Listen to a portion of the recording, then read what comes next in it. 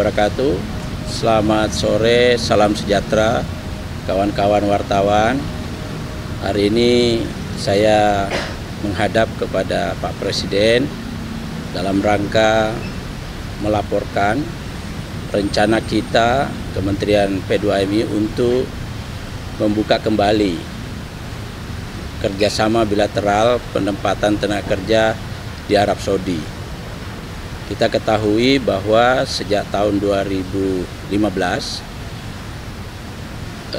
kesepakatan kerjasama dengan Arab Saudi itu dimoratorium oleh pihak kita di Indonesia, dan sampai sekarang memang sejak dimoratorium sampai sekarang itu ada satu hal yang merisaukan kita, karena ada 25.000 minimal setiap tahun orang kita secara ilegal atau unprosedur berangkat ke Arab Saudi. Untuk itu kita akan membuka ini, dan kami kementerian sudah melakukan pembicaraan dan perundingan dengan Kementerian Sumber Daya Manusia dan Sosial, dalam hal ini Kementerian Tenaga Kerja Arab Saudi, untuk mendiskusikannya kembali untuk pembukaan tersebut.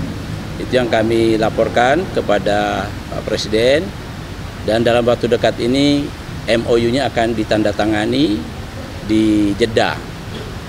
Untuk itu kami laporkan kepada Pak Presiden, dan beliau alhamdulillah sangat setuju. Dan kita ketahui bahwa pada kesempatan ini memang Arab Saudi menjanjikan sekitar 600.000 job order, 600.000 orang untuk dikirim di sana, terdiri dari 400-an ribu domestik pekerja lingkungan rumah tangga, yang 200 sampai 250.000 mereka janjikan untuk pekerja formal.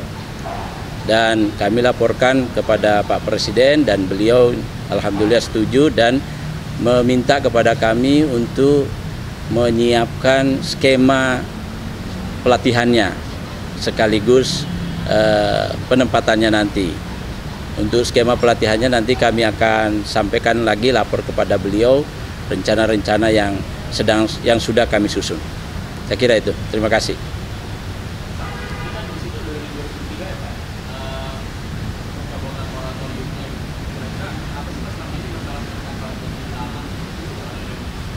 Ya, selama ini memang kita ketahui di Arab Saudi itu perlindungannya sangat minim. Kenapa kita melakukan moratorium? Karena perlindungannya sangat minim. Di bawah Raja baru ini, MBS ini, perlindungan mereka jauh lebih baik sekarang, maju, karena mereka misalnya itu menjamin minimal gaji di angka 1.500 real. Lalu ada perlindungan dalam konteks asuransi kesehatan, asuransi jiwa, dan asuransi ketenagakerjaan. Lalu kemudian juga ada integrasi data. Jadi yang unprocedural otomatis akan masuk datanya nanti, dan kita kontrol bersama. Jadi kami integrasi data mereka dengan data kita, Cisco kita. Jadi insya Allah ke depan jauh lebih baik.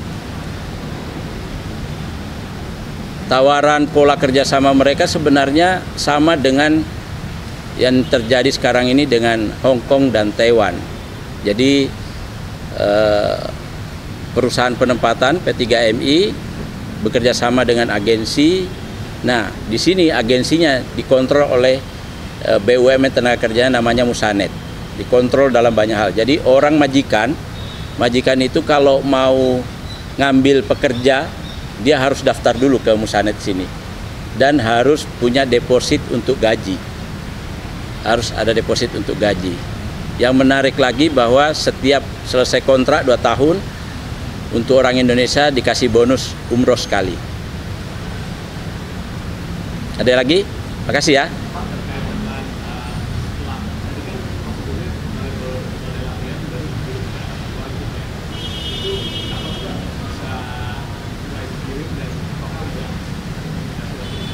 Ya, jadi kalau seandainya nanti Maret ini ada penandatangan MOU, rencana kami berdua sepakat paling lambat Juni kita sudah mulai mengirim pemberangkatan pertama.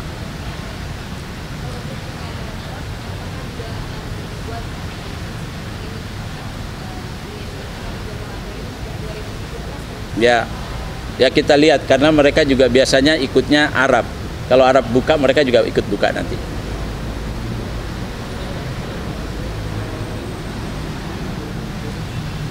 Ya pesannya supaya segera dicabut aja karena peluangnya sangat besar, devisa yang kemungkinan masuk dari situ 31 triliun devisa remitensi yang akan masuk kemungkinan kalau kita bisa menempatkan 600.000 lebih.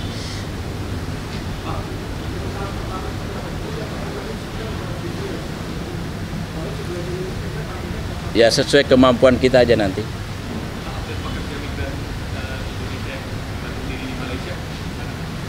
Yang saya belum, nanti saya update nanti ya. Datanya belum masuk ke saya. Pasti semua kasus kita tangani semua, termasuk ada kasus Yeti di mana di Peru kita sudah komunikasi semua. Ada kasus Eva yang viral kemarin itu kita tangani semua. Jadi model penanganan sekarang kita harus cepat dan harus terkonek langsung dengan keluarga dan pengirim kalau dia prosedural, tapi kalau dia nggak prosedural kita koordinasi dengan Kemenlu atau atas kepolisian atau atas pertahanan. Jadi yang di Malaysia belum tahu penyebabnya Pak? Atau gantung dirinya Pak? Belum. Nanti ini saya pelajari setelah ini. Terima kasih ya. Mau ke Kadin. Kasih.